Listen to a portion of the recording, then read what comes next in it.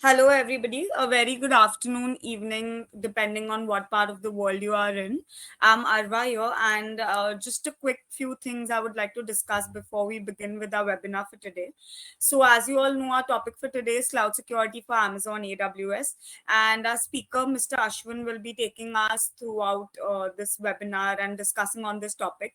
The webinar will be for approximately 1 hour, out of which 45 minutes Mr. Ashwin will be talking on the webinar and the pertaining topic, and in the end 15 minutes we will have a quick session where we will be running our polls. And if you can see on your screen, there's the Q&A section.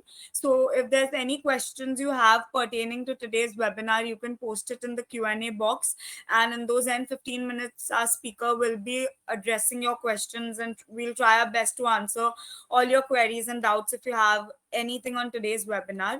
So that's it from my side, and now I would like to hand over to Mr. Ashwin. Yeah, thank you, Eva, and welcome everybody for this wonderful session on cloud security.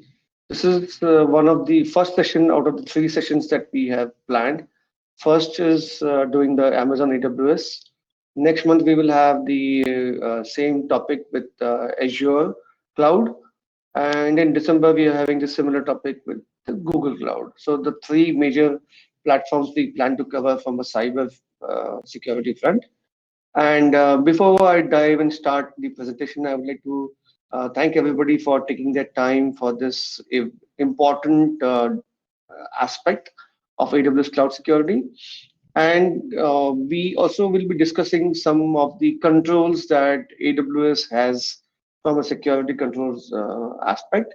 However, we will not be able to answer any questions on what AWS operates and how they operate and what are the specific features in the details of it, because our objective is purely from an audit perspective, from an auditor's viewpoint, and not from an Amazon viewpoint or from an implementation viewpoint. So please restrict your questions to specifically in the audit perspective and what we should be doing. An auditor will be looking at from an Amazon environment perspective. That's what we will be addressing today. So I will start with the presentation. I hope everybody can see. I'll put it in the presentation mode. Okay, so as discussed, the topic is cloud security for Amazon AWS. And that's the agenda for today, introduction, and then Amazon AWS overview, controls for AWS. And these are the 5 aspects based on the CSA's cloud controls we have identified to address on this regard.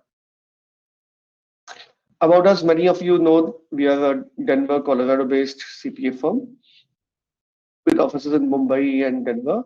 And we carry out data security privacy audits, focusing on SOC 2 reports, ISO, IEC certifications covering data security and privacy. And we are one of the few members on Cloud Security Alliance, empaneled by them for cloud security audits.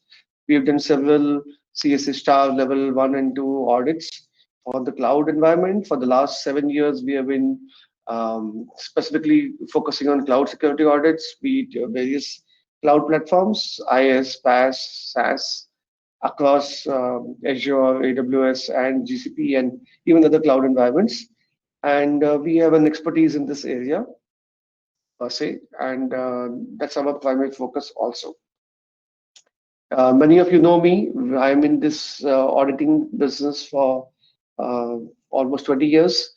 Worked on SOC engagements, ISO engagements, cloud engagements, even implementation of security tools and firewalls, SIEM solutions, etc., etc.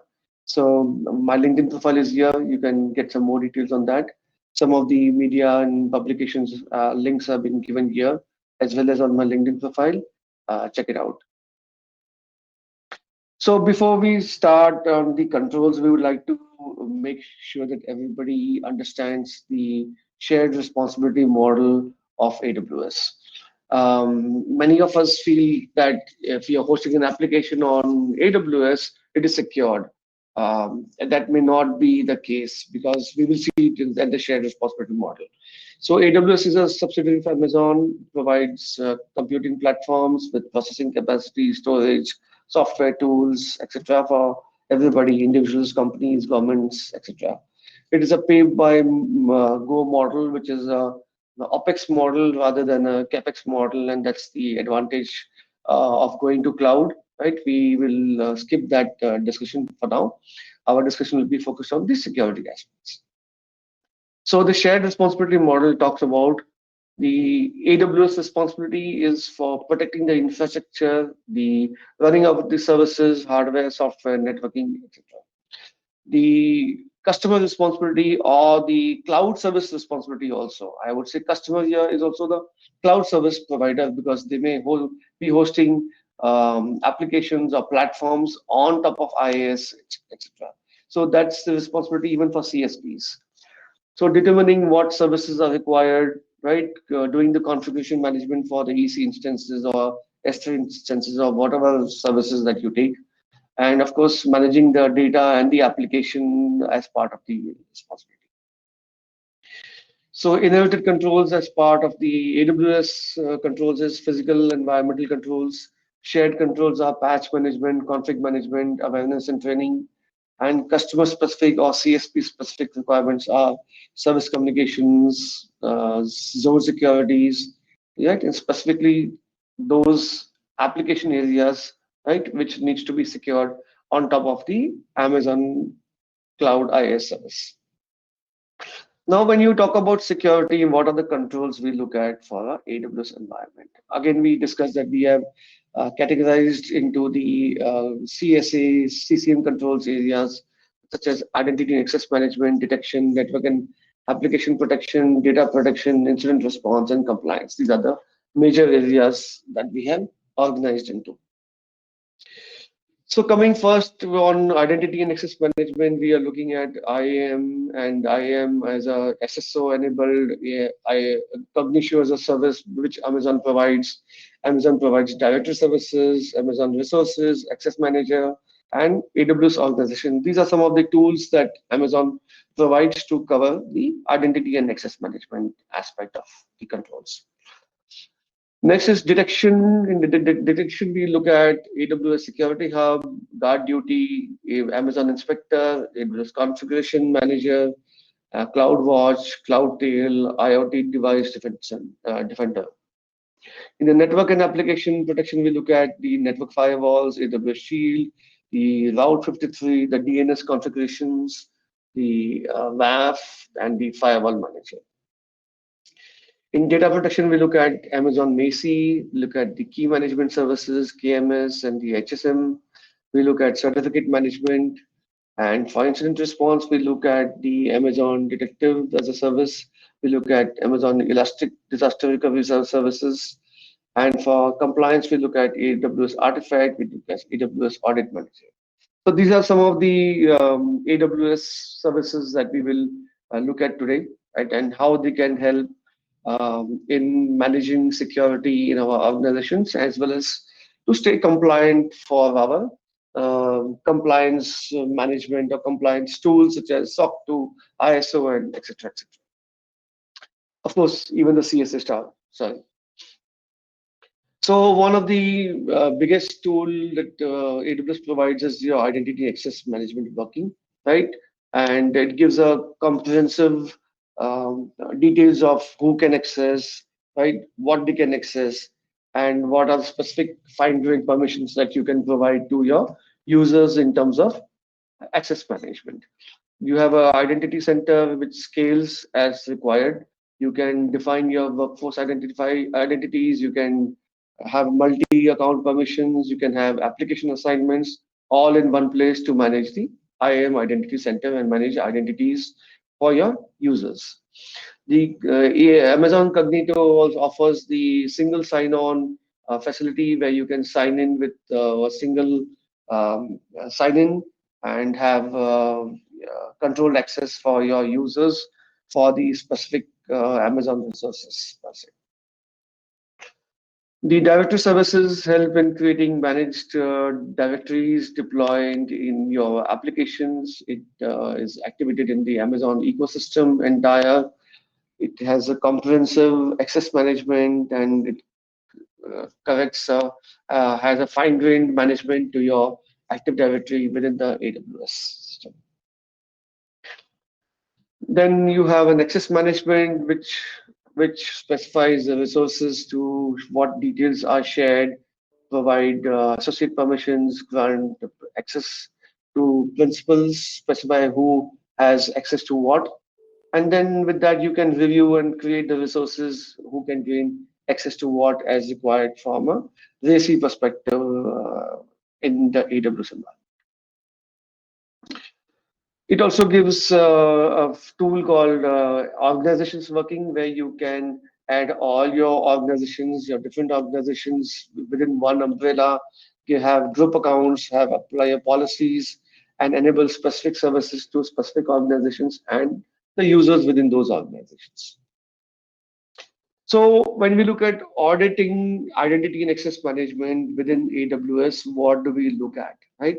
So we, as an auditor, we look at whether the user's access has been correctly provisioned or not, whether the users who have left the accounts have been revoked or not, whether the privileged account access users have got multi-factor authentication, their authentication has been removed or validated, or the privileged users activities has been evaluated or not, right? And of course, revoking those whether in timely or not. Specifically, when you look at privileged access users, you need to make sure whether within 24 hours those accounts have been disabled or deleted, as the case may be, right?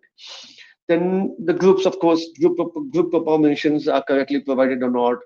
There is a clashing of permissions within the multiple groups or not, right? That is to be seen as part of the Amazon AWS identity and access management auditing that any auditor would look at it. Then, of course, the ACMs resources has been provided on a need to know basis, right? And of course, you also see a RACI chart, which is a role-based access list, whether the roles have been provided access as per their requirements or not, right? And of course, whether you are evaluating the role-based access on a periodic basis or not, that's what an auditor would look at. And Amazon has those tools which you can showcase to your auditor to make sure you are compliant with most of the requirements from a compliance standpoint on identity and access management. The next topic we will take is detection. Now, it's important to look at detection um, because of the various requirements and even the new ISO 27001 requirements, when you need to do detection of your what is it? Pardon? Anybody saying something? Okay. Sorry. So the Security Hub is a tool that you can configure to continuously aggregate your priorities and aggregate your um, checks on the controls in terms of the detection requirements. Right? Guard duty is an important tool which enables threat detection. All your monitoring can be done in guard duty for compromised accounts, anomalous behavior, for malware, etc. So you can activate guard duty, which will give you the insights, right? And it will analyze your group accounts. You can analyze malicious behavior based on the metrics that you have set for monitoring based on your risk management, and then you can evaluate whether the controls have been uh, are being monitored or not accordingly. Amazon Inspector is your vulnerability management system, which will look at your vulnerabilities in your Amazon environment. It will discover, it will scan, and give you a report on your status as a current status. Configuration management also is an AWS offering, which will give you details of your changes into your configurations, right, into your S3 buckets, and give you Amazon CloudWatch events, right, into your dashboards, which you can check and monitor. The CloudWatch is a tool which will collect, monitor, act, and analyze all your logs and all your applications and all your monitoring, whatever you have configured, right? It's a good tool to do your detection and monitoring, and it's a good practice to have a cloud watch, and the next is the cloud tail. Together, it will give you some visibility into your environment. Although, if you are connecting to a third-party database such as MongoDB, etc., you may not get a full 360-degree view, but at least to your OS and to your application servers, if they are on AWS, you will get quite a visibility into your environment. Of course, we suggest using third-party SIM tools, which are more specific, more in depth than the CloudWatch on CloudTrail also, to give deeper visibility and to integrate your threat intel, which is a new ISO 27001 requirement, into your specific detection mechanisms. AWS also has a IoT device defender working, which will help to connect your IoT sensor-based devices to give you a better visibility of your security controls for your devices, which are IoT-based and sensor-based devices. So when we look at detection mechanisms as an auditing and compliance requirement, so we look at these five aspects: whether the logging has been configured for all your applications, whether you have enabled CloudWatch, CloudTail, Guard Duty, and config services to manage and to monitor your environment in terms of preventive and detective controls. And whether you're analyzing your logs, you're monitoring them, are you doing your patch management, you're doing your SIM tools configurations, you're doing your metrics, you're analyzing the metrics, whether your metrics fall within your acceptable standards or not, right? And then you can automate some of those into your events, into your ticketing system, into your alerting, into your communication to the teams as required, right? And of course, when we audit you, we also look at whether the cloud watch and the alarms were well detected within the time, remedial actions were been taken in time or not, right? And then whether all the metrics are within the acceptable means, acceptable measurements rather, as based on your risk management.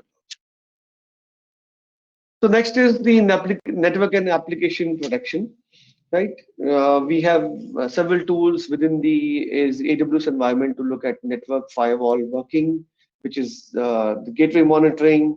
You create your policies, you put your blocking mechanisms like a normal firewalls. You monitor your traffic, whether the traffic is same as what you have configured correctly or not, right? And next is AWS Shield. AWS Shield is an important tool to take care of your DDoS requirements, to take care of your WAF requirements, to take off to manage your firewalls. Right, it's an important tool that you can configure to your environments to manage the network level, the application level security, etc. It talks about DDoS events from layer 3 to layer 7. Right, so application security is important today. Many of the cloud providers are SaaS providers, and a WAF is an important aspect that you should consider to look at security within the AWS environment. The Amazon Route 53 is the resolver for your DNS firewalls, your DNS configurations, your routing, and your entire configurations can be done at Route 53. And to manage the DNS level security, it is important to configure your Route 53 correctly to make sure there is no DNS attacks and DNS failovers for an application availability perspective also. AWS WAF we just discussed, right? It is used for your applications in conjunction with the AWS Firewall Manager. You can configure your WAFs. You can look at your CloudFront. You can look at your application load balancers. You can look at your API gateways. You can look at your AppSync tools, right? And you can create your policies, put your blocking and filtering mechanisms, and create your alerts to monitor any kind of anomalies and any kind of alerts that you have been and you have configured your tools accordingly. So the firewall manager is a good tool, right?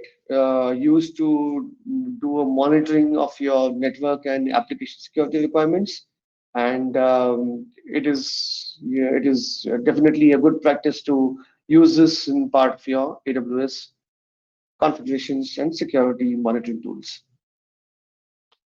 So as an auditor, what we look at from an AWS monitoring perspective, we look at your configurations on the Route 53, we look at your firewall configurations, we look at your AWS Shield DDoS protections, we look at your WAF controls, we look at your load balancers, we look at your availability perspective in terms of the high availability, etc. In terms of application protection, we look at your WAF logs, WAF alerts, action taken based on the alerting that you have configured. The next is data protection.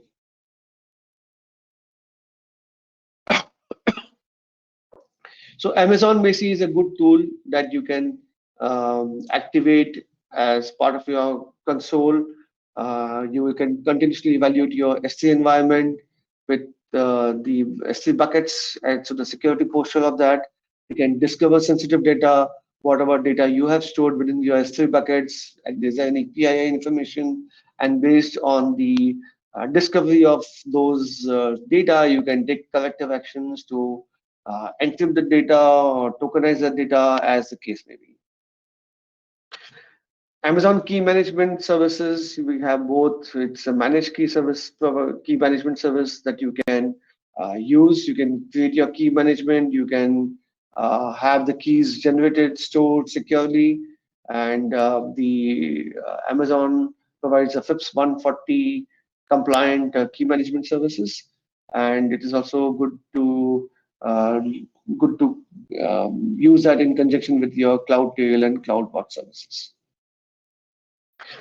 You can also use your own managed cloud HSM working within the Amazon cloud.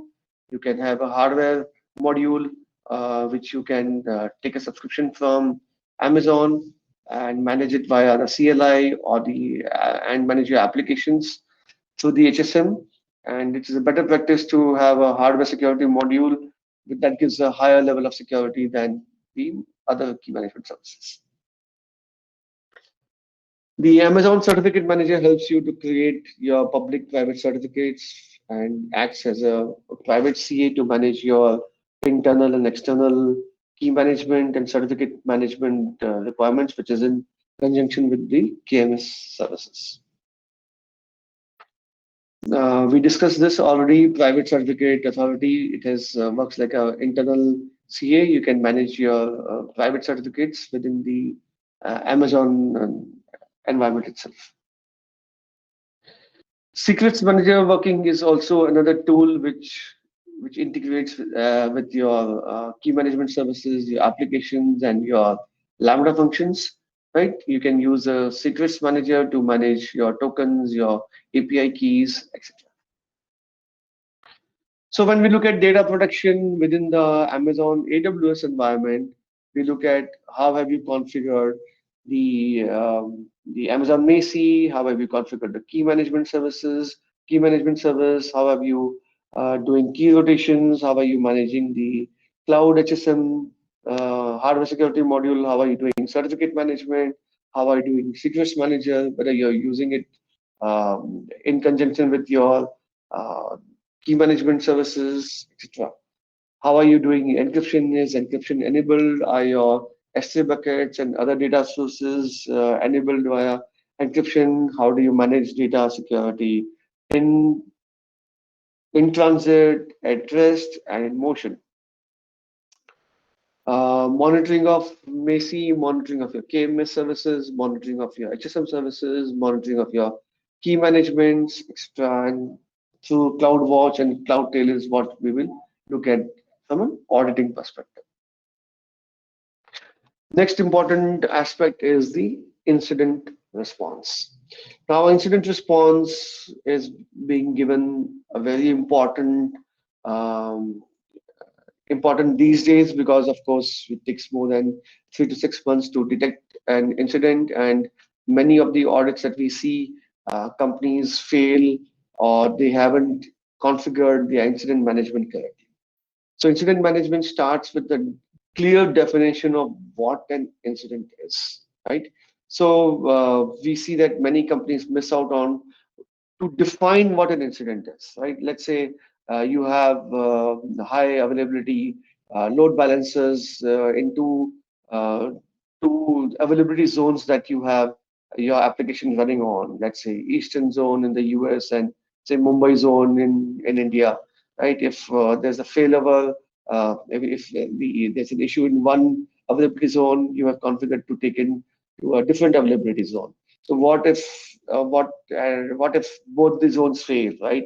So depending on what is your RTO and what is your RPO for the application, right? When do you trigger an incident? So have you defined that clearly in your incident response plan or not?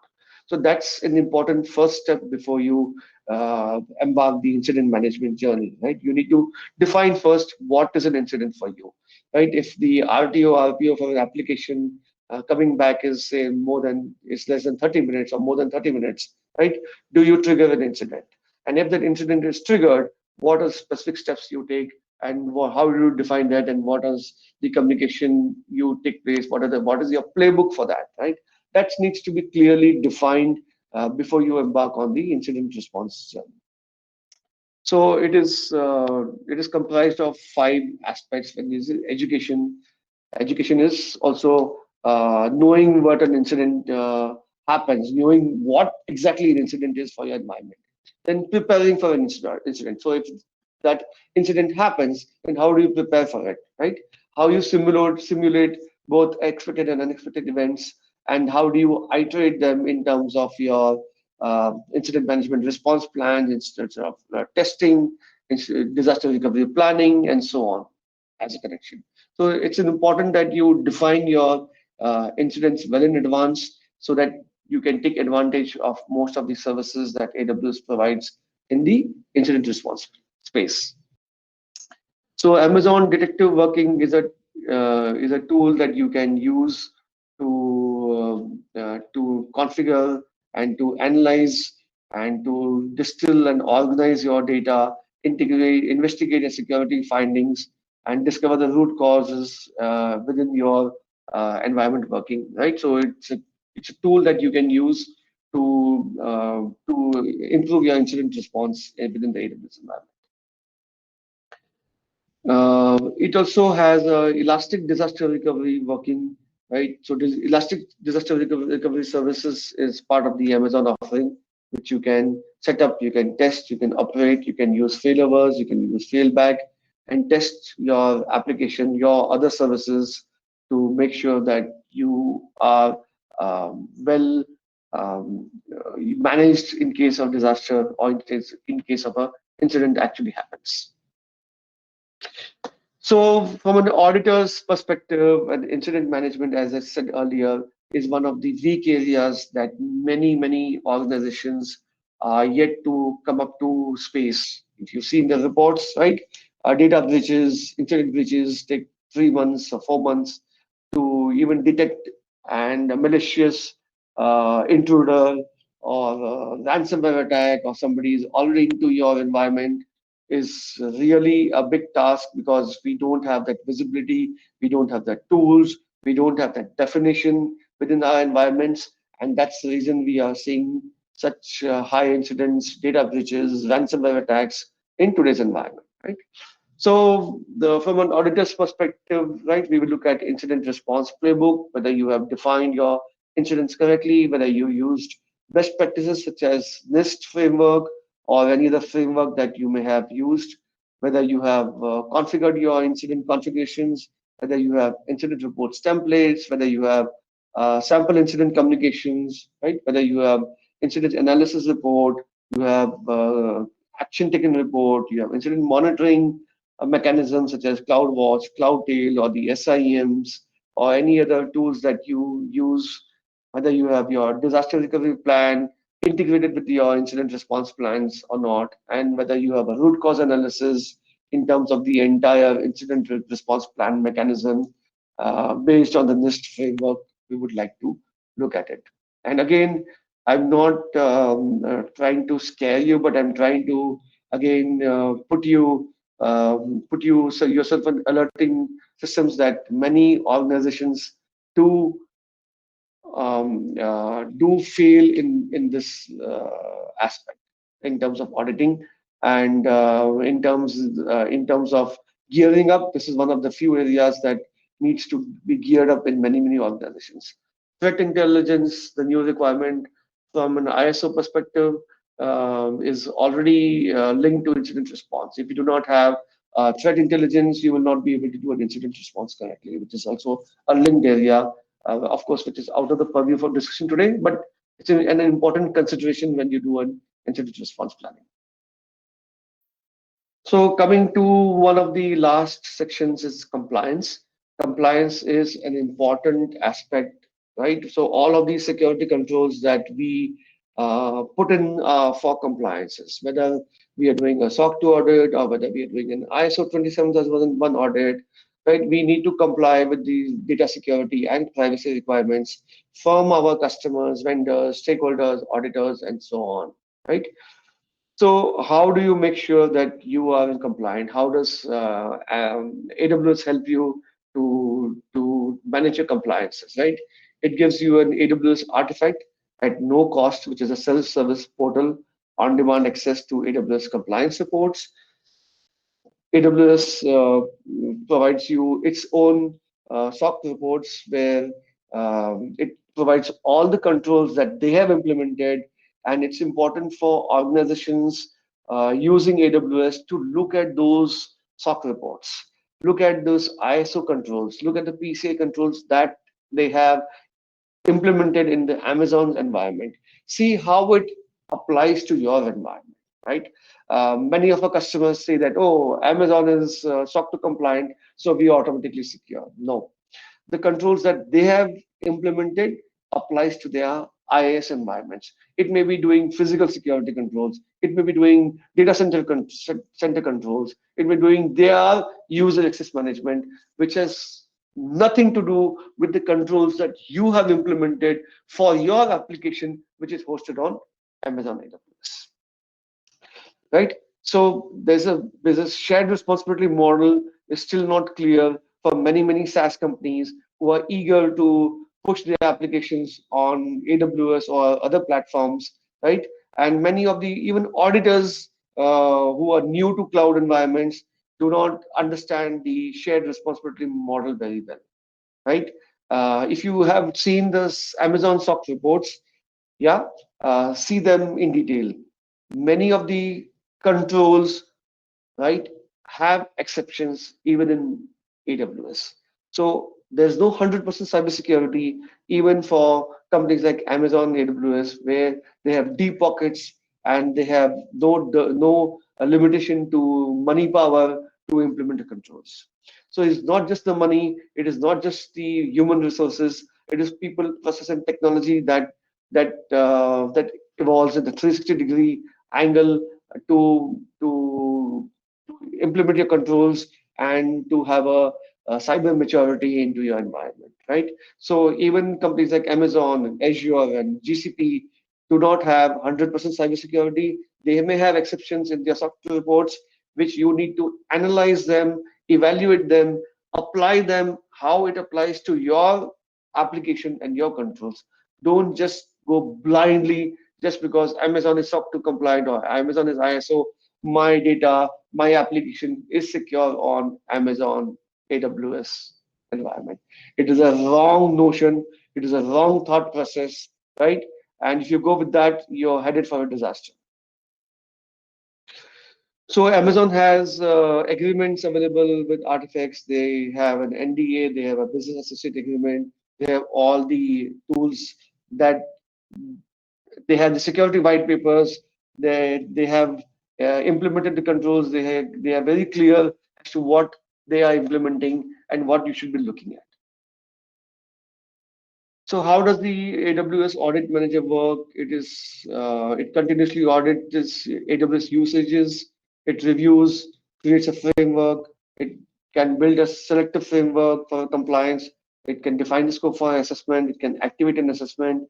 it can generate audit ready reports for you. So when we look at compliance, when we look at governance as auditors, right, what do we look at?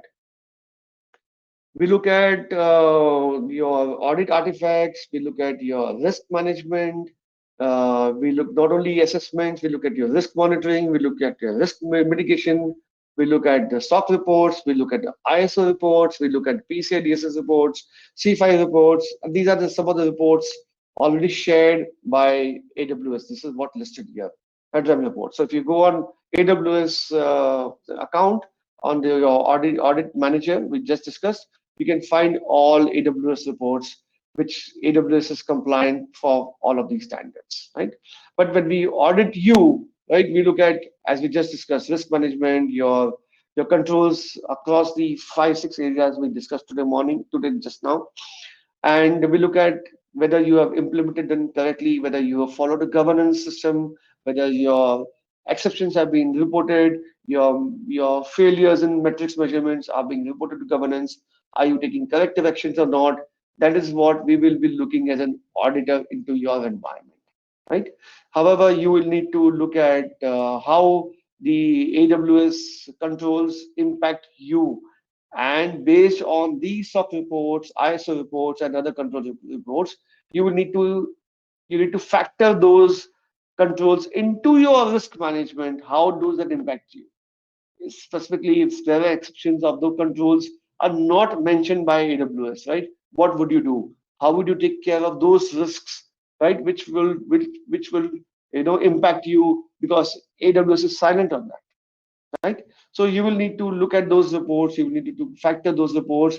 Basis that you will have to do a risk assessment and risk management correctly to make sure that your cloud environment is is compliant to the your SOC 2 and your ISO requirements.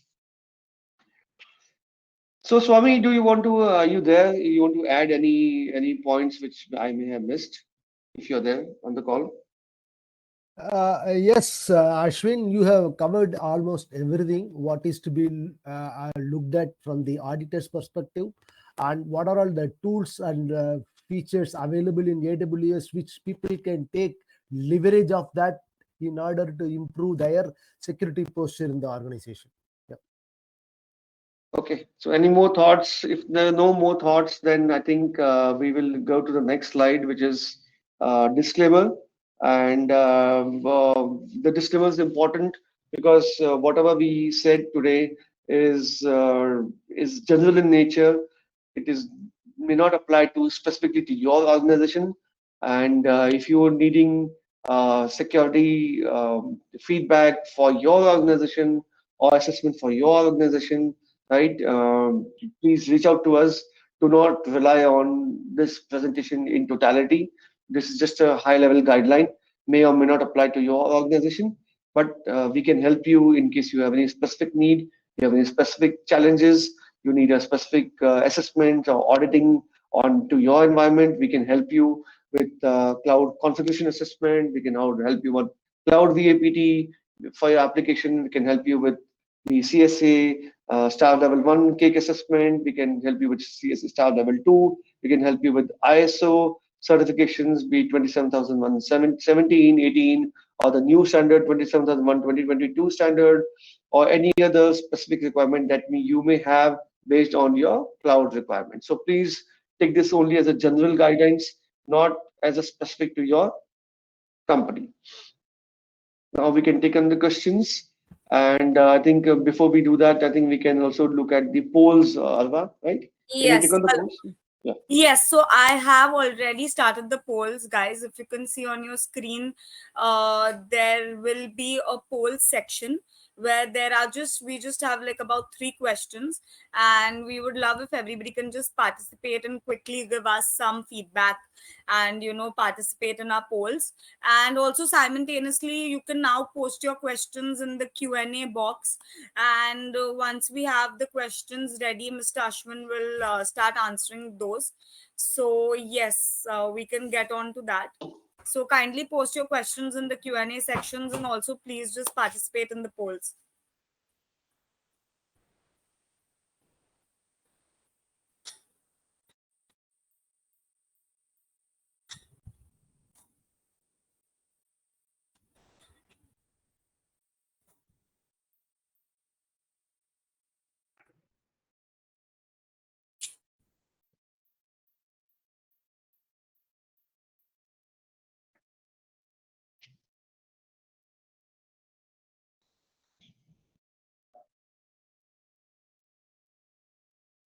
So again, just a reminder, the questions would be specifically on security and security auditing areas. Please do not ask us how to configure the AWS environments because that is not our subject.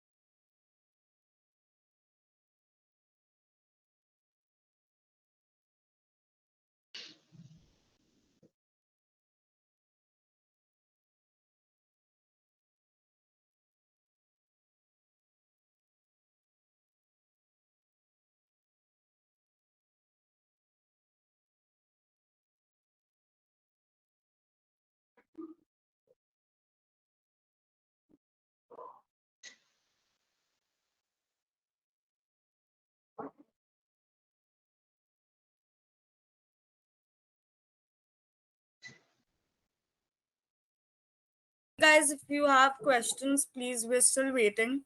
Post it in the Q&A section so we can, save on time, everybody's time. So if you have questions, we'll wait for another, I think, 5 minutes, yeah? And just post in your questions, and also please participate in the polls.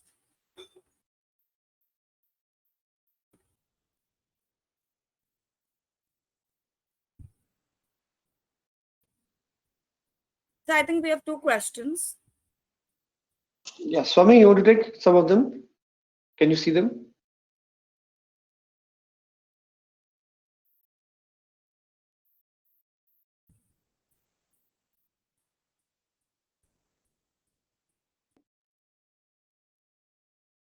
Okay, so let me take the first question. So first question is, can we rely on single sign-on feature, or it is better to have MFA? So it depends. So for privileged users, you have to have MFA. There are no two questions. Depending on what are the resources you are looking at, right? Yeah, if these resources are not important, like you're just posting your website on AWS, which is a public information, right? You may or may not have MFA, but in terms of security best practices, MFA is most recommended, right? So I would urge everybody to have MFA for all their applications and not just rely on single sign-on. MFA is security best practices. So the better we have security best practices, the more controls we have, the better it is for us to have a control than regret later. So next question is, do we have a template for ISO assessment from AWS Audit Manager? I am unable to understand this question. Template for ISO assessment from AWS Audit Manager is, I really don't know. We need to check on this, whether AWS Audit Manager gives an ISO assessment form or not. Swami, do anybody has anything we can add to that? Put it in the question box itself, so maybe you can answer, or send us an email. We will check it out and revert back to you on this.